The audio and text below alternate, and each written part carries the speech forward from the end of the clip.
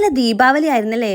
പക്ഷെ നമ്മുടെ കാസർഗോഡ് ദീപാവലി അങ്ങനെ സെലിബ്രേറ്റ് ഒന്നും ചെയ്യാറില്ല കേട്ടോ. നമുക്ക് ഒത്തിരി ആഘോഷങ്ങൾ ഉണ്ടെങ്കിലും പക്ഷെ ദീപാവലി നമ്മൾ അങ്ങനെ ആഘോഷിക്കാറേ ഇല്ല. കാസർഗോഡിന് അപ്പുറത്ത് മംഗലാപുരത്തൊക്കെ ദീപാവലി ഭയങ്കര ആഘോഷമാണ്. പക്ഷെ കാസർഗോഡ് അങ്ങനെ നമ്മൾ സെലിബ്രേറ്റ് ചെയ്യാറില്ല. ഇവിടെയുള്ള കൊങ്കിണീസ് കന്നഡ ആൾക്കാരൊക്കെ സെലിബ്രേറ്റ് ചെയ്യാറുണ്ട്. പക്ഷെ മലയാളീസ് അധികം അങ്ങനെ സെലിബ്രേറ്റ് ചെയ്യാത്തൊരു ആഘോഷമാണ്.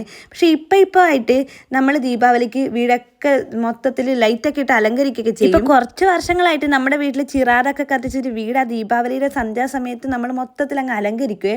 ഇതാണ് നമ്മുടെ ദീപാവലി ആഘോഷം. അപ്പം അത് ചെയ്യാൻ വേണ്ടിയിട്ടാണ് ഞാൻ ഈ കെട്ടി ഒരുങ്ങുന്നത്. ഞാൻ മംഗലാപുരത്ത് പഠിക്കുന്ന സമയത്ത് മംഗലാപുരത്തൊക്കെ ദീപാവലി ഭയങ്കര സെലിബ്രേഷൻ ആയിരുന്നു.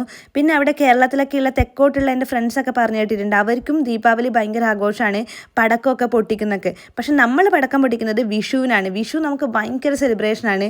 പക്ഷേ വിഷുവിന് നമ്മുടെ കാസർഗോഡ് വടക്കേ മലബാറിലൊക്കെ ഉള്ള അത്രയും സെലിബ്രേഷൻ നമുക്ക് അങ്ങോട്ടൊന്നും കാണാൻ പറ്റത്തില്ല, തെക്കോട്ടൊന്നും കാണാൻ പറ്റില്ല. അവർ പടക്കമൊന്നും പൊട്ടിക്കില്ല പോലും. സന്ധ്യാസമയത്താണ് കേട്ടോ നമ്മൾ ചിറാതൊക്കെ കത്തിച്ചിട്ട് വീട് മൊത്തത്തിൽ അലങ്കരിക്കുക. ഞാൻ ഡ്യൂട്ടി കഴിഞ്ഞ് എത്താൻ വൈകിയതുകൊണ്ട് തന്നെ എനിക്കതൊന്നും കാണാൻ സാധിച്ചില്ല. അമ്മ അതൊക്കെ ചെയ്തിട്ടുണ്ടായിരുന്നു. ഇതിപ്പം നിങ്ങളോട് ഈ കഥ പറയാൻ വേണ്ടിയിട്ട് കുറച്ച് വിഷ്വൽസ് വേണമല്ലോ, അതിന് വേണ്ടിയിട്ടാണ് ഞാൻ ഈ മോഡേൺ ചിറാതൊക്കെ കത്തിക്കുന്നത്. നേരത്തെ ഒറിജിനൽ ചിറാത് നേരത്തെ കത്തിച്ചിട്ട് എടുത്തിട്ട് ഉള്ളിൽ കൊണ്ടുവച്ച്. കാസർഗോഡുകാർക്ക് ദീപാവലിയേക്കാൾ പ്രധാനമാണ് തുലാമാസത്തിലെ വാവ്. അതിന്റെ വിശേഷം മറ്റൊരു വീഡിയോയിൽ പങ്കുവയ്ക്കാം. നിങ്ങളുടെ നാട്ടിലെ ദീപാവലി ആഘോഷം എങ്ങനെയുണ്ടായി എന്ന് കമന്റ് ചെയ്യണേ.